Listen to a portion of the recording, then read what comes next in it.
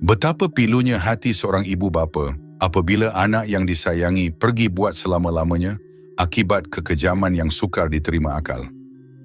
Tragedi hitam yang menimpa Nur Syuhada Johari bukan sahaja memecah kesunyian keluarganya, tetapi juga meninggalkan kesan mendalam kepada masyarakat, khususnya tentang keselamatan wanita muda di Malaysia.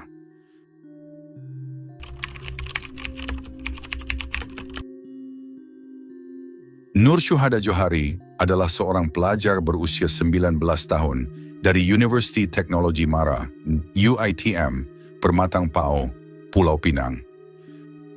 Beliau berasal dari keluarga yang sederhana dan dikenali sebagai seorang yang periang serta rajin. Keluarganya sangat menyayanginya dan sentiasa memberikan sokongan dalam setiap langkah hidupnya.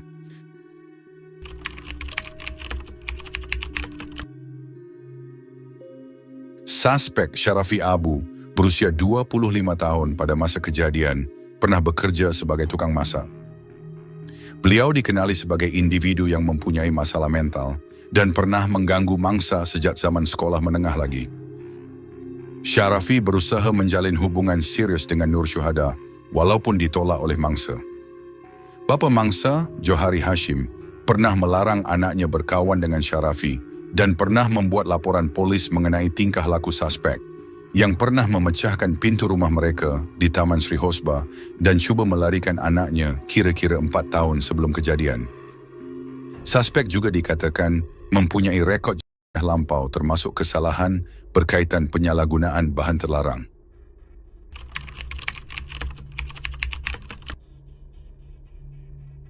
Pada 2 Februari 2015, Nur Syuhada dipercayai telah diugut akan dicari oleh suspek, lalu memaksanya menaiki keretanya ketika mangsa berada di universiti. Perkara ini telah dimaklumkan oleh kawan Nur Syuhada yang bersamanya ketika itu. Ibu mangsa telah mencuba menghubungi mangsa beberapa kali ketika itu, namun gagal. Dalam perjalanan, pergelutan dipercayai berlaku antara mereka yang berakhir dengan Sharafi mengejar mangsa menggunakan pisau. Seorang saksi, Ahmad Iqbal Ahmad, melaporkan melihat mangsa keluar dari kereta melalui pintu pemandu dan jatuh ke jalan dalam keadaan berlumuran. Kejadian berlaku di kilometer 220, 8.2 Lebuh Raya Utara Selatan, arah selatan, berhampiran Bukit Gantang, Taiping, Perak. Mangsa dipercayai telah di bahagian lehernya.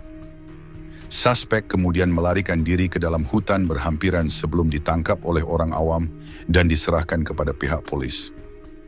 Sebelum melarikan diri, suspek dikatakan telah menelpon keluarganya dan meminta maaf kerana telah melakukan satu kesilapan.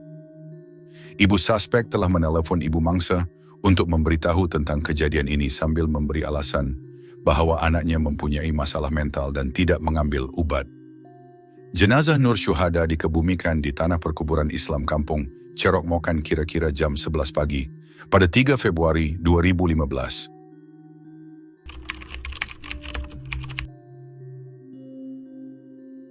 Ibu mangsa, Nur Azina Dawari, meluahkan kekecewaannya terhadap pengurusan UiTM yang mendakwa bahawa anaknya secara sukarela mengikut suspek pada hari kejadian. Beliau menegaskan bahawa Nur Syuhada sebenarnya dipaksa masuk ke dalam kereta oleh suspek yang mengugutnya menggunakan Rambo.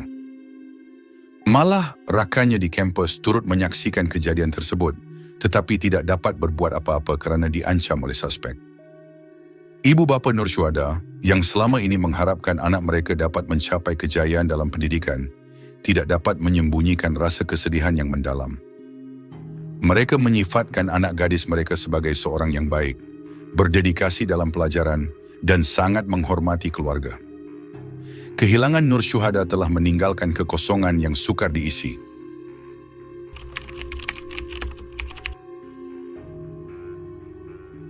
Suspek telah didakwa di mahkamah atas tuduhan. Pada tahun 2023, Mahkamah Tinggi Alor Setar menjatuhkan hukuman penjara 38 tahun dan 14 sebatan terhadap suspek selepas didapati bersalah membunuh mangsa. Hukuman gantung yang sebelum ini dikenakan telah ditukar kepada penjara atas alasan suspek mengalami masalah mental. Keputusan ini mencetuskan rasa tidak puas hati dalam kalangan masyarakat yang merasakan hukuman tersebut tidak setimpal dengan kekejaman yang dilakukan terhadap mangsa. Tragedi ini mengingatkan kita tentang pentingnya keselamatan diri, terutamanya bagi para wanita. Kita perlu sentiasa peka terhadap persekitaran dan tidak mudah mempercayai orang yang baru dikenal. Pihak berkuasa dan institusi pendidikan juga harus meningkatkan kawalan keselamatan dan mengambil tindakan tegas terhadap individu yang mengganggu atau mengancam keselamatan orang lain. Pemergian Nur Syuhada adalah satu tragedi yang tidak akan dilupakan. Semoga roh beliau dicucuri rahmat dan ditempatkan dalam kalangan orang yang beriman.